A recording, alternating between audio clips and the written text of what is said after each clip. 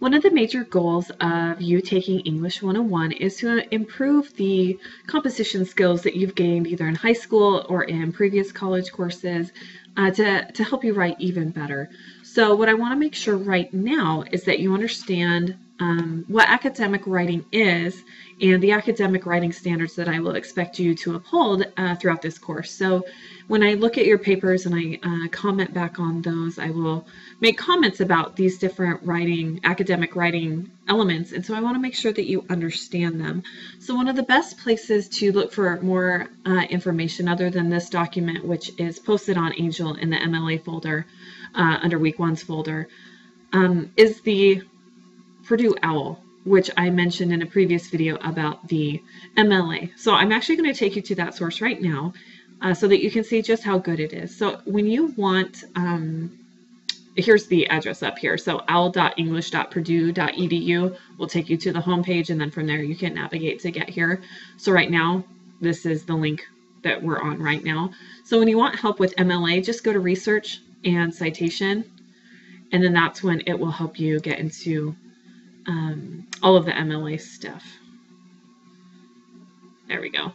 So it'll give you overviews, and that's where you'll get a lot of the really good help about that stuff. So for right now, though, we're going to take a look at the general writing. So if you want some more information about the writing process or mechanics, grammar, all that kind of stuff, just take a look at these. They're very simply written, they're very well written, and very well explained. So right now, let's take a look at academic writing. So these are some of the different things that I'm going to talk about in the document that I had up just a second ago. So when you need more help, just come here. So let's see here. So paragraphs and paragraphing. So if we come in here, it'll tell you what a paragraph is, the basic rule, keep one idea to a paragraph. I will expect you to do that. What you find in a paragraph, you have unity, coherence, a topic, sentence, development, and then it goes through all of these different things that you will find within a paragraph. And this is why this resource is so good for you. So when you go throughout this course, if you find that you don't know quite what a topic sentence is, or, you know, like this, what a paragraph should be consisted of, really take it upon yourself to do more work other than maybe what you're reading in the textbook. With an online course, it's really hard for me to help you individually because I don't see you face to face and I can't talk to you after class. So your learning is essentially up to you. If you want to go throughout this course and do the bare minimum, you're going to get the bare minimum out of it, which is fine. That's up to you. That's the tuition you're paying. You get what you get out of it. But if you want to learn more and you want to understand more and you want to improve your writing more, these little resources are going to help you do that. So I really encourage you to take a look at this writing lab online just to get some basics. They're super easy and just so well written. And so I really recommend that, especially if I say, okay, your paragraphs are lacking unity. If you don't know what that means, come here and it will tell you what it means. Okay, because I can't nitpick every tiny little thing that you need to improve upon. I just don't have the time and the ability to do that, really. It's impossible for one teacher to do that for 24 students. Okay, so really I encourage you to be accountable for your own learning, and this is a great resource to do that. It's all laid out, obviously very well written, and I think very easy for one-on-one students to use this. I use this in graduate school, so very helpful. Anyway, let's go back to this document on Angel. Okay, so what is academic writing? These are just the basics that I'm really going to expect you to know and understand right off the bat, but as we move throughout the quarter, I really want you to improve upon these. So MLA format. Yes, I will nitpick your format just to make sure that it's right, because I believe that these skills transfer into following directions in any element of your life. So I know it may seem, annoying and obnoxious that you have to do this, but this is what I'm expecting. It's also to keep you out of trouble with plagiarism and stuff. So make sure that you uphold those standards. And if you ever get confused, go to the book, go to the resources I have in the MLA folder, especially the OWL at Purdue. Okay. So slang, cliches, and formality. I expect you to maintain a semi-formal tone to your writing. So you're not going to want to write like you're talking to your friends, but you're also not going to want to sound stuck up and really pompous in your writing. You need to find that happy medium. You also don't want to use a lot of slang, which, you know, students at the 101 level can kind of fall into because that's how you're used to speaking. But you have to realize that how you communicate on paper is very different from how you communicate verbally. When you communicate verbally, you don't have as much time to think and to formulate your ideas, but on writing, you do. And when you don't take that time to work and to revise, to make sure that your writing is well written, it's going to show, and your readers are going to not appreciate you for it. Your credibility will decrease significantly based on things like cliches and slang. So really watch what you say and how you say it, and try to find some original wording in how you do that. Contractions, to me, are just lazy. So instead of doing don't, can't, and won't, write out do not, cannot, will not. Okay? That's just a simple thing. And yes, I will point those out and ask you to change those. Be careful with your wordiness. You want to be really clear and really concise. You don't, again, this is kind of like the formality. You have to find a balance. You have to support your ideas well enough, but you have to be really clear and concise when you do that. Concise doesn't just mean short and sweet. It means that you need to be very careful about the words that you choose so that your reader can very clearly understand what you're saying in a shorter amount of time. Hopefully that makes sense. Thesis statements. I give the analogy here that your paper is like a shish kebab. The meat and the veggies are all your main points and your ideas and your paragraphs, but the skewer itself that holds everything together is your thesis statement. If you don't have a good thesis statement driving your paper will have no focus and the organization can be damaged. So this is the starting point. When you begin drafting a paper, start with what's called a working thesis. You can always change your thesis, so that's why we call it a working thesis. It's something that you can manipulate and change, but make sure you have something. When you start writing, you should already have an idea of where your paper's headed.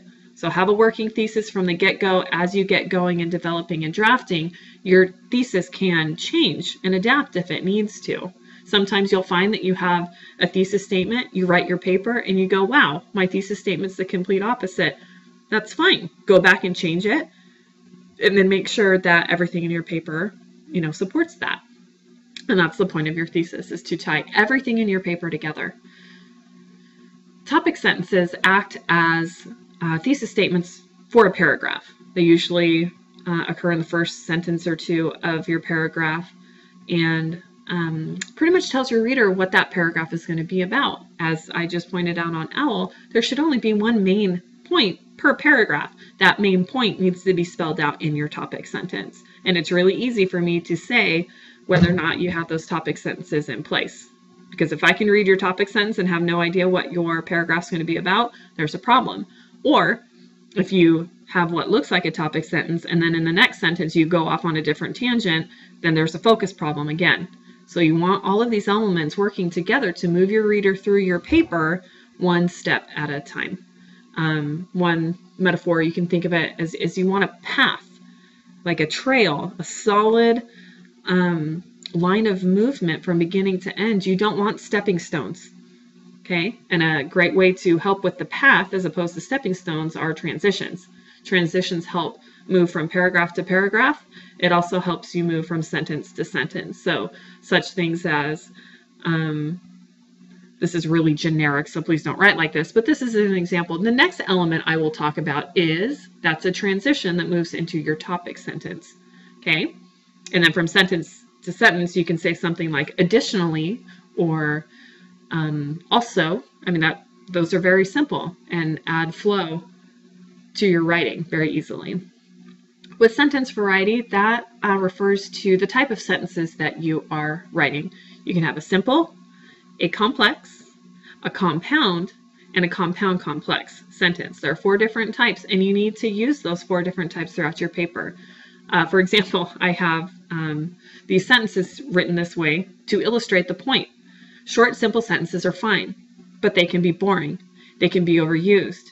They can make your paper sound choppy. They can make your paper difficult to read. The easiest way to make sure that you are not having this problem in your paper is to read it out loud. You want your paper to have some nice flow to it, some nice rhythm.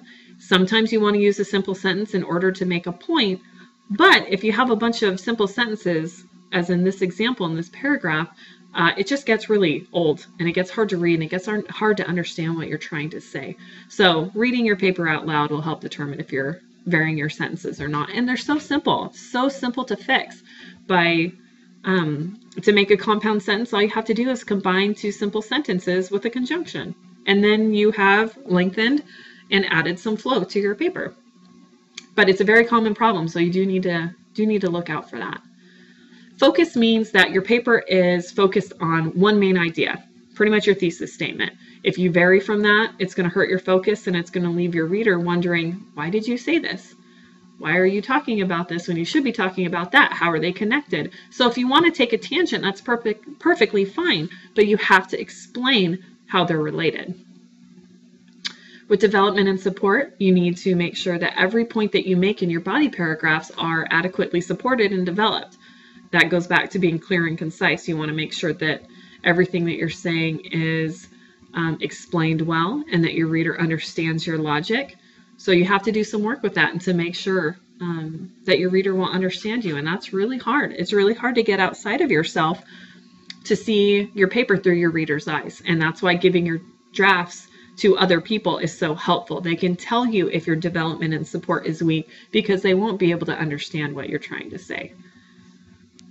With the organization, that's just how you organize your paragraph. Sometimes you might go through something chronologically. You might go through the least important details at the beginning of your paper and then build toward what is most important so that you end the most strongly. You might want to go the opposite way and start with what's the strongest point you have and taper down. And that's totally up to you. That is rhetoric. You can choose how you want to present your ideas. Just make sure that your organization makes sense. Otherwise, I'm going to read it and wonder, why are you putting this here? Again, that goes with transitions. You can put stuff, in any order you like. Transitions can help you flow from one point to the next. You don't want the stepping stone paragraphs where your reader has to jump from paragraph to paragraph. You want a path. You want a sidewalk where it's a smooth ride from beginning to end. Okay, and your organization is part of that. These are all connected if you can't tell. All right, mechanics. Mechanics and grammar are hard, and I fully understand that. I understand that you don't get a lot of this stuff, and then you come into English 101 and are expected to know everything. And I know that you probably know where most of your weaknesses are. I can't promise that those are going to be fixed, but I will try. If you can just improve in a couple areas, that's great. The other thing I want to say about mechanics is that if you don't know how to use something, don't use it. Semicolons is probably the biggest example of that. If you don't know how to use a semicolon, don't. I think people try to use them in order to look intelligent, but if you use them incorrectly, there goes your credibility. And I will tell you, if you keep using them incorrectly, to stop. There's no reason to look, uneducated when you don't have to. If you don't know how to use a semicolon, do not use them. Okay, but I will do my best to try to help you learn how to do them correctly. Again, OWL at Purdue is going to be an excellent resource for that. So that's all I have on this document. Please revisit it and look at it in detail. But these are the basic elements I'm going to look for in your paper. Okay, and then if I see that anything is off, I will ask you to improve upon that.